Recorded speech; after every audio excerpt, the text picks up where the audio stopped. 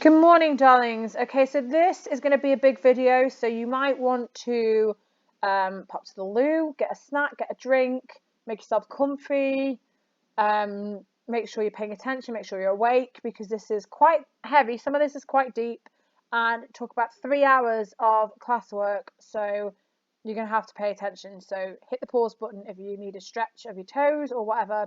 But yeah, okay, right. So the first thing that we discussed then yesterday or just this morning, can't remember. Anyway, the first thing that we discussed in this little section was the significance of the structure of Blood Brothers, and it's a cyclical play. So if you look at the narrator's last bit and the narrator's first bit, there are about 4 lines that are exactly the same, and we know that we start with Mickey and Edward on the floor with the tell me it's not true, and we know that we end that way because we know this because we've read the play, or you should have done. So it's a cyclical play. So on the board are today's notes from your class. If you are looking at this and you're not in 10A2 and you're going, what? These are the notes. So I'll go through them so that you understand. Okay. So we were saying that linear plays, such as Romeo and Juliet, have a start, they have a middle, and they have an end. They go chronologically, one event after another, after another, after another. We know what's coming because of foreshadowing, maybe, like the prologue, but it ends after it's begun. It doesn't end at the same place it starts. Okay. However, Blood Brothers does, and we were saying that there are because of this, we know what's coming, but we don't know how we've got there.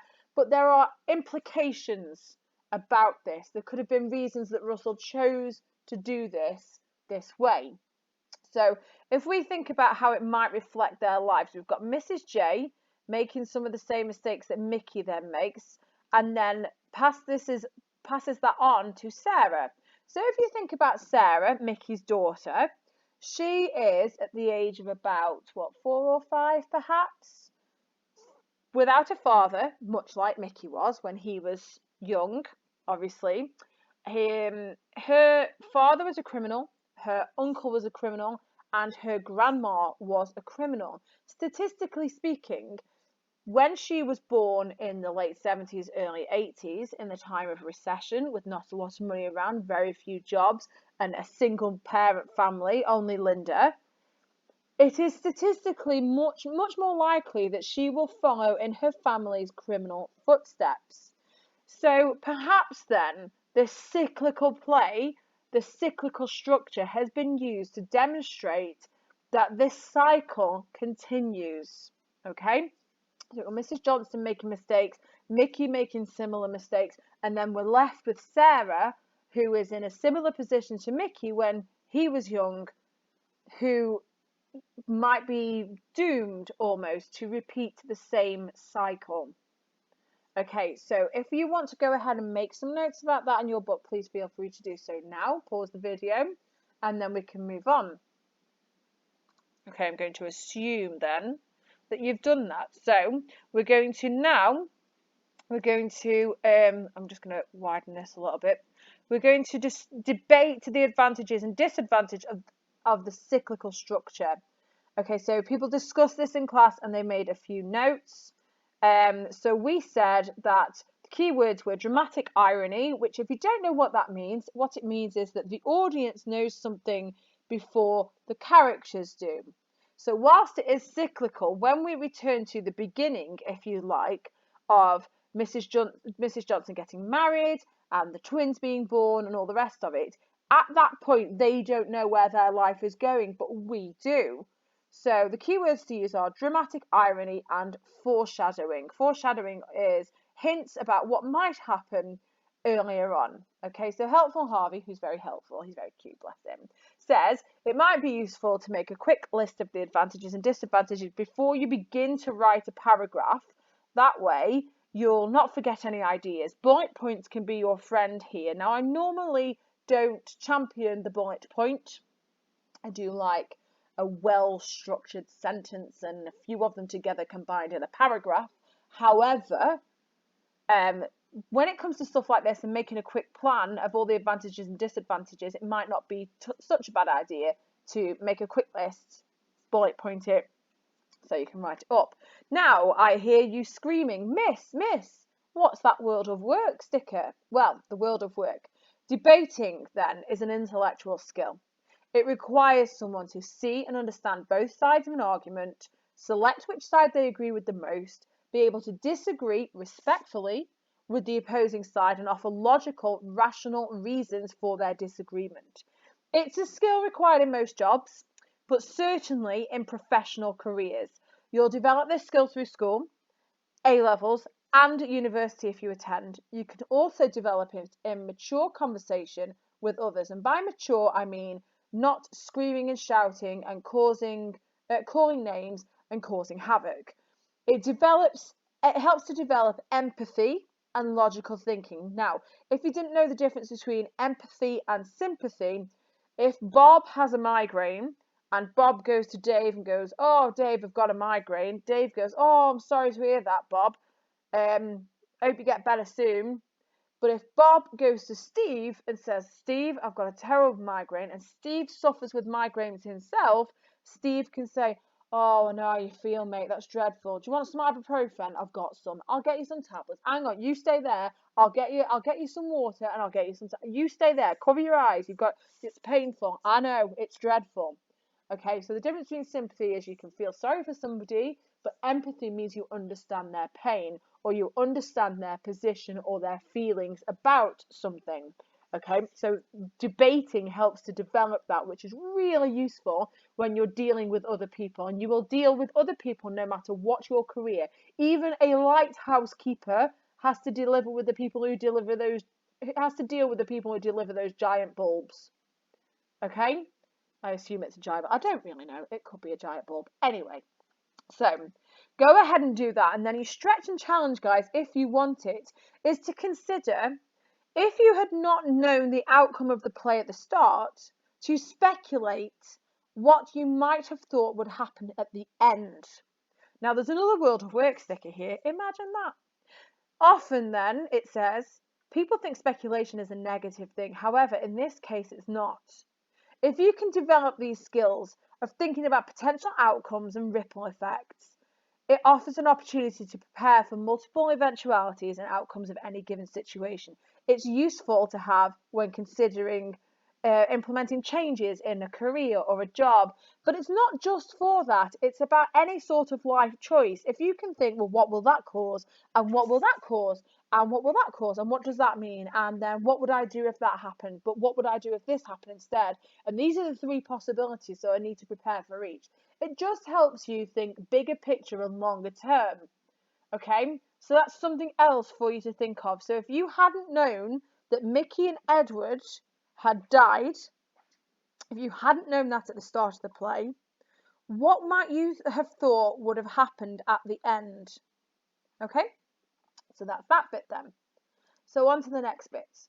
This is a video. I'm not going to play it here, but I will link this down below. So you need to watch this first, and then you need to come back. So go ahead and watch that, and then come back to this. Okay, so I'm gonna assume that you've done that. So what we did was we looked at the differences between these three men, all of whom were representing a different class. What do you notice, and why is that significant when we consider it in relation to Blood Brothers? Now, the notes on the board do not do the second part of this question, but I will run you through a few. So this says bowler. This is my terrible writing on the board. I'm so sorry about that. This says bowler. He's wearing a bowler hat. This is a trilby, and that's a flat cap. He's got good clothes. He's got good clothes. It's all right. And he's got worse clothes, bad clothes. Okay. We've put a big cross through him because he's not relevant to the play. He is upper class, he's middle class, and he's lower class. So he's going to have a lot of free time. He might have an office job. He might work in manual labour. There's a big line about here which denotes their height, and we've said that perhaps that's because of better food and perhaps better exercise. This guy here might only get exercise at a manual job. This guy here might go and play tennis or rugby or something like that. Everybody should play rugby. And this guy might go and do, he might be on a rowing crew, or he might go and play tennis, or he might do polo with the horses, or whatever, okay? So we were saying that this guy would represent the Lyons family. So this might be somebody like Mr. Lyons, managing a factory, making decisions, stuff like that, doing all the business side of it. And this guy here represents the working classes like the Johnstons. So what do you notice, and why is this significant when we consider it in relation to blood brothers? I'd like you to be a bit more specific than just what I've just said. So go ahead and pause the video and see if you can link these things specifically to events or quotes from the play. Okay, I'm going to assume that you've gone and done that, and we will move on. Okay, so this one, the Origins of Class, this is called, on the left here, this is called the Great Chain of Being, and it's what people used to believe. It's how people used to believe the world was ordered. Okay, and in the, I'll move this across so you can see. In the lesson, well, not me, but the pupils in the lesson organise the hierarchy to get these results, and this is correct, okay? Now, why is this important? The cultural capital logo is over here. Why is this important? Well, up until the beginning of last century, people still believed this, mostly. There'd been a bit of a shift, but people still believed this. God was at the top, then the archangels and the angels and the saints, and the kings were the representatives of God on earth, and the queens were almost as powerful, and the dukes and the duchesses came after that, and then the earls and the countesses, etc., etc. And if you have watched it, like you should have done, from the first video, you know that guy at the very end, the small one, Ronnie Corbett, who was representing the lower working classes, said, I know my place. It was about everybody having their own place in this hierarchy, and that was it. Okay? So this came to an end, sort of shifted towards being less significant when World War One happened, because when World War One happened, conscription happened, and no matter if you were of a fighting age from a very posh family or you were a fighting age from a very poor family, everybody went off to war. Okay, this was the worst war that had ever happened, and people didn't understand how one life was less or more valuable than the other, and so people's value became more equal.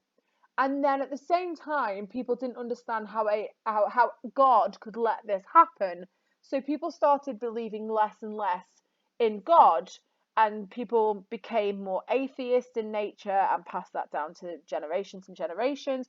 And so this belief in the great chain of being started to wane. It was less rigidly believed, less structured, less significant. Okay, so if you want to grab these down, guys, in your books, please do so. Do that now. Pause the video. You can write the Great Chain of Being down as well.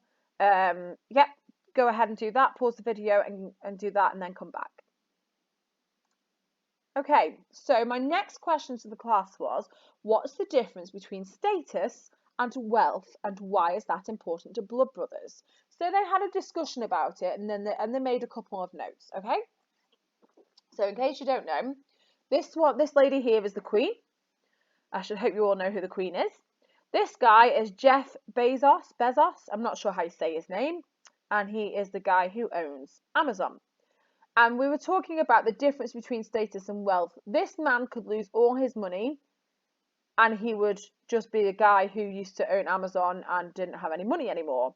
But the Queen, even if she was poor, she would still be the Queen. So go ahead and think about the difference between status and wealth. And if you need to, get in touch with somebody who was in the lesson and see what they thought if you need to debate this with someone. The stretch and challenge, which I'll be totally honest, I forgot to use in the lesson, was I was going to ask you how status is acquired or created. And then I was going to ask you to think about the poem My Last Duchess that we do in the anthology. Okay, so that's something for you to also think about as well. So go ahead and pause the video, and you can make some notes, and you can perhaps do the stretch and challenge. Go ahead and do that now, and then we will move on. Okay, I'm going to assume you've done all that and worked very hard and perhaps even had a snack. Okay, so the next task then was, again, a discussion with a few notes being made. It says the class into which you are born has a significant impact upon your life. Discuss and debate. Now here I'd like you to make some significant notes, maybe write down your thoughts about this, please, and then we'll have a look when you return to class. Your keywords, so try and use some of these, please, if you can, accurately, of course, accurately. Don't just whack them on in there for the sake of it. Please use the words social or class mobility, ambitions and aspirations, options, lifestyle, quality, advantages or disadvantages, and security. Now, self-reflection, Winnie the Pooh, is you could be looking at your own life here as well as the play. Discuss it with somebody if you're not sure and you want to bat ideas around with someone. This can be somebody in your class or somebody at home maybe. Take some notes. Why take notes? Because it's a useful record of information, helps your writing, helps understanding, helps memory, and helps exam revision. So it's a good idea to take some notes, guys, okay? So go ahead and do that and then pause the video whilst you're doing it and then come back. Okay, so I'm going to put the second link here for this video in the description box below the one that you're watching now. You know what I mean. Okay, so what we're going to do is, this is more cultural capital. This was written at the end of the 80s. So Blood Brothers was written at the beginning of the 80s. This is written at the end of the 80s. This is Tenpence Story by Simon Armitage, who is currently our Poet Laureate. And if you don't know what that is, you should Google it, okay? I'm not going to read this out to you because you're going to watch the video of him doing it, okay? With this, though, comes 6 questions which I need you to answer, and these will be in the work to do if you cannot come to school folder in the S drive on the remote access. If you can't get onto remote access, you need to email me, or you can tweet me to say, Miss, I can't get the work, and I will email you the sheets, okay? I will email you a copy of this poem, and I will email you the worksheet if you can't get into remote access. If you can get into remote access, both of these things will be in the S drive for you under work to do if you cannot get to school, okay? And everything you need is on those sheets, so I'm not going to go through this now in the video because you can read it for yourselves, okay? But that was the next task that we did in class. Okay, now this is the deep stuff that I told you you'd need, okay? So let me just, my screen's gone all squiffy again. Sorry guys, I'll be right with you. Okay, right, so we had a debate. We took barely any notes during all of this, and we talked a lot about stuff. Okay, so the first question was, what is it that our society values, and why do we put a great emphasis? What do we put a great emphasis on, and why might this be? And we said we value freedom of speech, we value democracy, we value our healthcare, quite rightly. Thank you, NHS. And we also value education. Why do we value education? Well, it's what helps us make our society. So question 2 was, why is it so important then for people to get a good education and be well educated and knowledgeable? What's the point? Why can't I have the same information I did when I was 4 and play with Play-Doh, plasticine and sand and paint? Why is it that I have to be an adult? Why is it that I have to know stuff about how our country and how the world works and nature and stuff like that? Why can't I just go around in my Wellington splashing in puddles? Why can't I do that? Okay, so because you're at home watching this, for these questions, for that one and for this one, please write the answers down. Please write down your thoughts and what you think about it and the answers that you think that you would have contributed to the group discussion. If you hear a weird noise in a minute, if it is the dog, please ignore him. Okay, so question 3 then. What do the words, and Diefenbaker, I'm sure you can hear him, he's very enthusiastic about this particular question. What do the words ambition and aspiration mean? Why is this important to Blood Brothers? Who has it? Who doesn't? And what effect does a lack of ambition or aspiration create in the characters? Again, please write down what you think you would have contributed in the group discussion. Diefenbaker thinks that's a very good idea. I'm sure you can hear him. So make sure you're thinking about different characters, not just one. Make sure you're thinking about why it's important, or why some do have it, some don't, etc. Don't just look at one set of characters and what have you. Okay, next question. What might have caused this lack of ambition or aspiration in the characters? So you can consider the great chain of being, you consider everything we've just talked about, perhaps, and all the rest of it. Okay, so have some notes about that, please, as well. Write them down. Why do you think the people who don't have ambition or aspirations in the Blood Brothers are the way they are? Why don't they have it? What has caused it? Okay, so don't forget that the 1950s, when the play is first set, end of 1950s maybe, was only 40 something years from the end of the war, which, by the way, I'm learning 40 years is not actually that long. Just saying. I'm just saying 40 years ago was 1980, and it's within, it's not that long. It's not that long. It really isn't. Okay, question 5. I can hear some of you laughing now. Stop laughing at me. It's not my fault. Shh. 38, I'm not 40 yet. Right. So the question then is, how could Mickey have got himself out of poverty? What comment does the play make about the value of education? How might he have done this outside of school? Okay, so we're thinking, what could he have done? Where could he have gone? What could he have studied? How could he have gone about this? What was available for him? Stuff like that. Libraries are free and what have you. So go ahead and make some notes about what you would have contributed to the discussion in class, and then we'll move on to number 6. Right, so why didn't Mrs. Johnson do more to make sure her children didn't follow in her footsteps and live a poor life just as she had? Why didn't she do more to break that circle, that cycle? Why didn't she do more? I want you to consider the great chain of being and when she was brought up, what she might have lived through. I want you to think about social attitudes of the time and what you know, or research this so that you can add to your answer.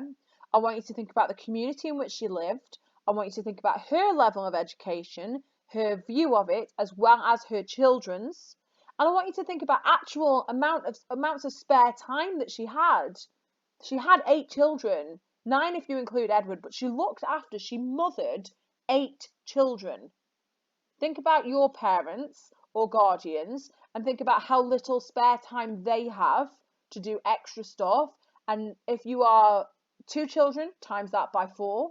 And if you are 1 child, times that by 8. And think about how little time they might have if they were Mrs. Johnson and they had to work to make sure that everything was paid for because there was no other wage coming in. Okay? Just imagine you've only got 1 parent if you've got 2, or if you've got more. Okay?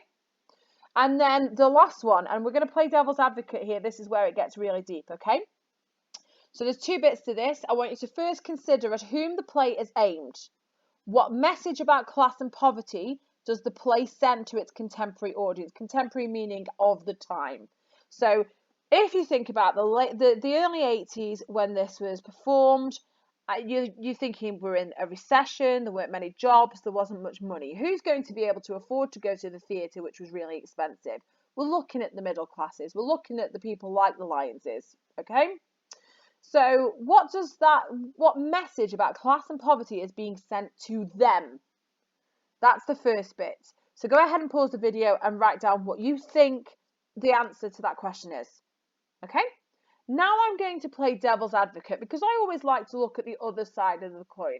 I like to debate, even if it's with myself. Yes, I know, it's really sad, but actually it develops my logical thinking, so it's fine. Shh. Right. Devil's advocate time. Now consider what message it sends to those who don't fall into the category above. Whom does the play blame for the Johnston circumstance? And is this wholly accurate? Is it just the middle class's fault? Is it just the issue of recession? Is it just that there was no minimum wage and people could be paid whatever they want, whatever their bosses wanted? Is it just that? Is that wholly accurate? Is it just their fault? Because for me, I'm not entirely sure that it is just their fault. Because if you are being totally honest, doesn't this remove any responsibility from one's own self?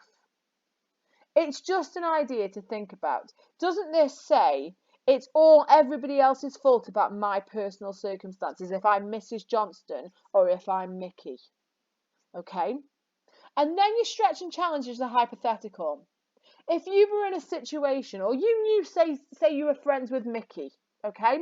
If you were friends with Mickey in that situation and he didn't like his situation, what actions could you take if it was you, or could you advise Mickey to take to get out of it and change his or your future? What is the best way to get out of the situations that the Johnstons were in? What is the best way to do it? Okay, so I told you it was going to be a long one. It was 26 minutes. Next lesson we'll go on to something else. Hopefully you'll all be back by then because we miss you. So there's quite a lot to do in there. I'm not going to lie, there's quite a lot to do in there. So as ever, if you are struggling, you can email me or you can tweet me at Miss Hine English, and I will help you if I can. Okay, so don't forget the links are below, and don't forget that the work you need for the 10-pence story are in the S Drive folder work to do if you cannot come to school. Okay, stay safe. Hopefully see you soon. Like and subscribe. Jokes off. I mean, you can. I don't mind having subscribers. It makes me seem popular. I'm okay with that.